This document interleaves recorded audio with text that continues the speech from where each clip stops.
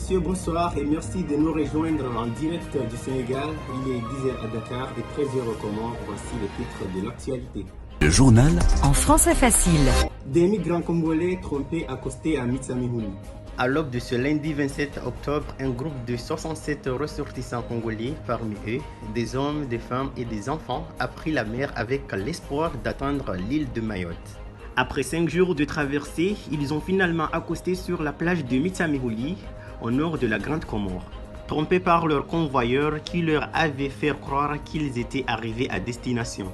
Malheureusement, 2 d'entre eux ont perdu la vie en mer, probablement en raison de problèmes de santé. Les 65 survivants actuellement à Mitsamihuli ont été accueillis avec humanité, qui leur offert un petit déjeuner et un abri temporaire au foyer de la culture, en attendant l'intervention des autorités.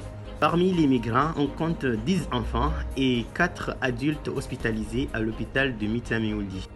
Polémique sur les heures de la prière du vendredi à Bambaramtsanga. Toujours aux Comores, un désaccord religieux secoue la localité de Bambaramtsanga.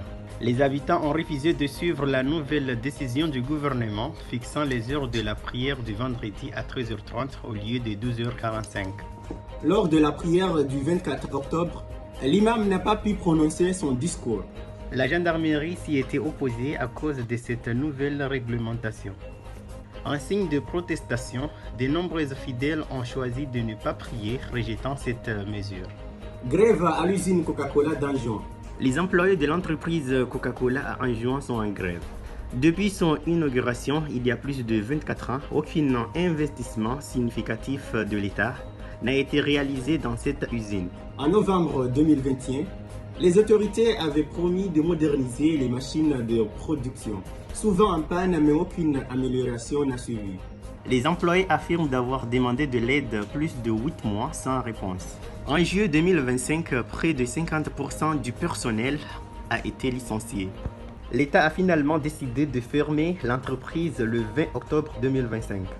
Mais les employés restent réclamant des explications et le paiement de leurs droits. Les routes de Numakele, un défi permanent. En fait, dans le sud d'Anjouan, les routes de Numakele demeurent dans un état critique. Lorsqu'il pleut, le déplacement devient très difficile. Les passagers sont souvent obligés de descendre des véhicules et de continuer à pied.